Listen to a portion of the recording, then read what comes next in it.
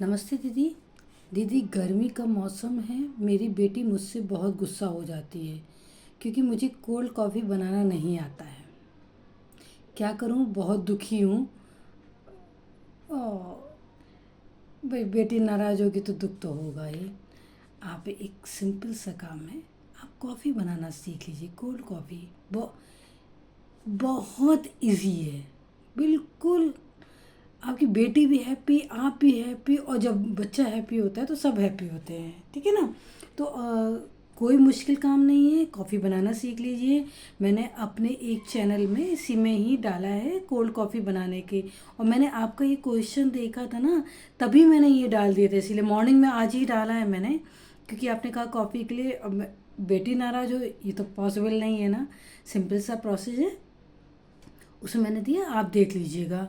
और अगर नहीं भी आपको मिल रहा है तो फिर मैं बता दूंगी। इजी है, सबसे इजी इसका आंसर है। आप कोल्ड कॉफ़ी बनाना सीख लीजिए नॉर्मल तरीके से।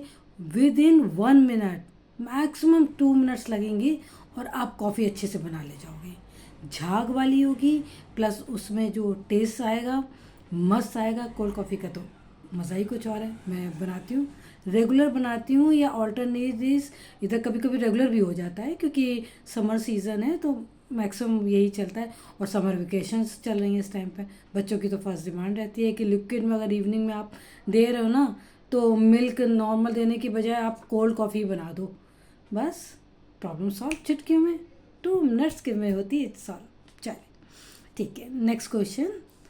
प्रॉब्लम सॉल्व हो गई ना आपकी? हाँ। दीदी, आपसे एक बात पूछना है। क्या हमेशा हस्बैंड गलत होते हैं और वाइफ कभी गलत नहीं हो सकती है? देखिए, ये एक हस्बैंड का मैसेज आया है। तो आपके लिए बिल्कुल आंसर, या आपने क्वेश्चन बिल्कुल सही किया, और इसका आंसर ये है कि 100% हो सकती है। ये कॉमन वो नहीं है कि हस्बैंड हमेशा गलत होंगे। हाँ, ये मेरा प्लेटफॉर्म, मेरा ये चैनल है, ये सखी, इसीलिए सखी में आप देखिए, मेल भी हो सकते हैं और फीमेल भी हो सकती है। ऐसा कोई नेसेसिटी नहीं है कि फीमेल ही सखी हो रही हैं। भाई, आप अपनी प्रॉब्लम बताएंगे, या मेल बताए चाहे फीमेल बताए, प्रॉब्लम किसी को भी हो सकती है। हस्बैंड की वाइफ से और वाइफ को हस्बैंड से हो सकती है। हाँ, मैं आपकी प्रॉब्लम सॉल्व करूँगी, जो भी प्रॉब्लम होगी। तो ये 100% ये है कि जिसकी भी गलती हो सकती है, उस उसमें ये है कि दोनों की भी गलती हो सकती है। तो इसमें ऐसा कुछ वो नहीं है कि वाइफ की हो रही कि हस्बैंड की हो रही भाई। और सबसे पहला तो देखिए, इसका सॉल्यूशन ये होता है कि अगर हस्बैंड वाइफ में किसी की भी एक दूसरे से गलती हो रही है या नाराज़ हो रहे हैं, तो एक दूसरे को सॉरी बोल देना चाहिए। इसमें ईगो, सेल्फ रिस्पेक्ट इस रिलेशन में कभी नहीं आता है। इसका तो कोई नाम ही नहीं होता है, जगह ही नहीं होती इसमें। ठीक है ना? तो फर्स्ट इसमें सॉल्यूशन इसका यही होता है, हस्बैंड वाइफ के बीच की लड़ाई का, आई एम सॉरी, और नेक्स्ट से वो रिपीट नहीं करना है। और बहुत मज़े से लाइफ आगे बढ़ती जाती है। क्योंकि हर बात में अगर नाराज़गी चलती जाएगी लंबी लंबी, तो ये रिलेशन ही ब्रेकअप होने वाला होता है। और ब्रेकअप किसी चीज़ का सॉल्यूशन होता ही नहीं है। ब्रेक मतलब टूटना, टूटना मतलब जो कभी जोड़ना नहीं। तो ठीक है ना, फर्स्ट ये। और आपने जैसे आपके ही क्वेश्चन पे मैं दूसरा आंसर ये दूंगी। मेरे पास बहुत सारी प्रॉब्लम्स आती हैं, और उसमें ये क्या होता है ना कि लेडीज़ जो बाहर नहीं निकल पा रही हैं, वो मुझसे ये कंप्लेंट कर लेती हैं कि दीदी आप प्लीज़ किसी और से मत कहिएगा। तो बट ऑब्वियस, मेरे चैनल से किसी का किसी से नाम नहीं है, एड्रेस नहीं है, कॉन्टैक्ट नंबर नहीं है। ना मैं आपको जानती हूँ, ना आप मुझे जानते हो। इवन जानते भी होगे तो आप ना क्वेश्चन दोगे तो मुझे पब्लिसिटी कहीं कुछ नहीं होगी। मैं बस उसका सॉल्यूशन बता दूंगी, और इसमें जो और भी सखी होंगी वो देख रही होंगी, उससे उनको सॉल्यूशन अपना भी कहीं मिल जाएगा। ठीक है ना? और भैया जी, आप जो भी हैं, आप बिल्कुल निश्चिंत रहें।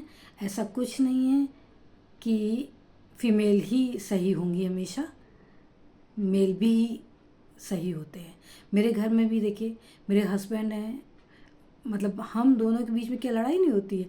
होती है। 100% कौन सा रिलेशन ऐसा होता है जिसमें लड़ाई नहीं होती है? एक भी रिलेशन ऐसा नहीं जिसमें लड़ाई नहीं होती। माँ बेटी, बहन भाई, सब में। और बहन भाई का तो कॉमन, सास बहू, सास ससुर, सब में होती है लड़ाई। लेकिन लड़ाई लॉन्ग टाइम तक नहीं चलानी चाहिए। लड़ाई का सॉल्यूशन तुरंत निकलना चाहिए और सॉरी से स्टार्ट होना चाहिए। दोनों को अगर सॉरी बोलना पड़ जाए, नो इशू। दोनों को अगर स्माइल करना पड़ जाए, नो इशू। अगर एक को करना पड़ जाए, मतलब मेरा कहने का ये मतलब है, इसमें ना झुकना होता है, ना इसमें सेल्फ रिस्पेक्ट होती है, ना ईगो होता है, सिर्फ प्यार होता है। हर दो रिश्ते के रिलेशन में, जरूरी नहीं हस्बैंड वाइफ का हो, किसी भी रिलेशन में तीनों चीज़ें नहीं है। अगर आप लोगों को कंटिन्यू रखना है कि थोड़ा सा प्यार से, अगर मेरे झुकने से ही अगर सॉल्यूशन निकल जाता है, कोई बुराई नहीं है, फिर स्माइल करने लगते हैं।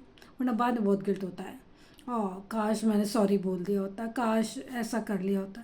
अगर मैं पहले ही बोल देती सॉरी, तो क्यों इतनी दिन, एक दिन पूरा वेस्ट हो गया, मॉर्निंग टू इवनिंग। तो एक ही दिन का हॉलीडे मिला है ऑफिस से और दोनों लोग मुंह फुला के बैठे हुए हैं। या एक ही दिन का हॉलीडे है, सासू माँ ने कह दिया है कि मुझे पकौड़ी बनाकर खिला दो, और मैं सोची हूँ कि एक दिन का हॉलीडे है, अब मैं क्यों बनाऊँ, मैं भी आज रेस्ट करना चाह रही हूँ। बना देती, 1 घंटे की बात थी, बन भी जाता और सब हैप्पी होकर खा भी रहे, तो मैं भी खा लेती, थोड़ा मेरा भी मन करता ना। तो मतलब हर चीज़ का सॉल्यूशन है, मेरा मतलब ये है कहने का। और स्माइल करके हो जाए तो बेस्ट है।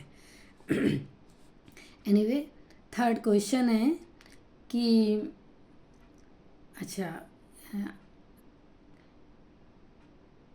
ओके, ये पीजी हैं कहीं पर, आप, और आपका क्वेश्चन काफ़ी बड़ा है, इसलिए मैं रीड नहीं कर रही हूँ। मैं टू द पॉइंट शॉर्ट में बस आपको बता दे रही हूँ। आपको पेइंग गेस्ट कहीं पर, आप पूरा रेंट दे रही हैं वहाँ का, प्लस आपको, अच्छा अच्छा, हाँ, देखिए आपका मैं पूरा क्वेश्चन नहीं पढ़ रही हूँ, आप समझ जा रहे हो। वैसे मैं सबके लिए कॉमन, जो पीजी में रह रहे होंगे तो उनको ये प्रॉब्लम आ सकती है, लेकिन फिर भी मैं आपको बस रिकमेंड करके भी बता रही हूँ। अगर ऐसी बात आपके साथ आती है कि आप पीजी में हैं और आपको खाने में प्रॉब्लम आ रही है, आप रेंट पूरा दे रहे हो, और अच्छा आपको वेडिंग भी नहीं सही से मिल रही है,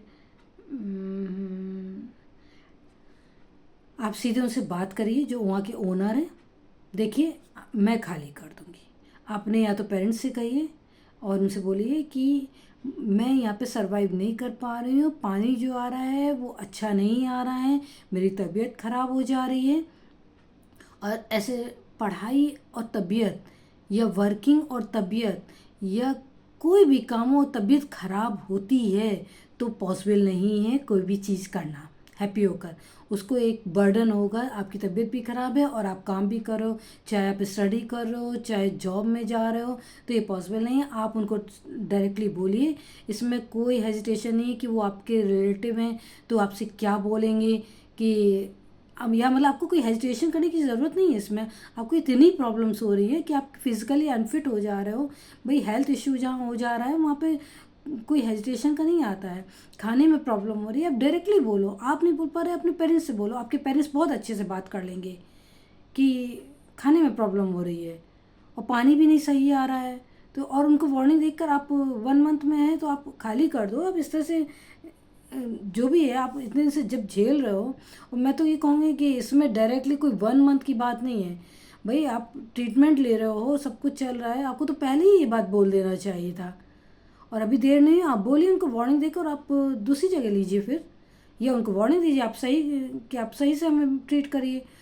डिनर लंच जो है वो बिल्कुल अच्छा फूड दीजिए, पानी अच्छे सब दीजिए हमें, ठीक है ना। ये आप इसमें कोई कॉम्प्रोमाइज़ नहीं करिए। चलिए, थैंक यू। आओ सखी, बातें करें, फिर हम लोग बात करते हैं, फिर मिलते हैं।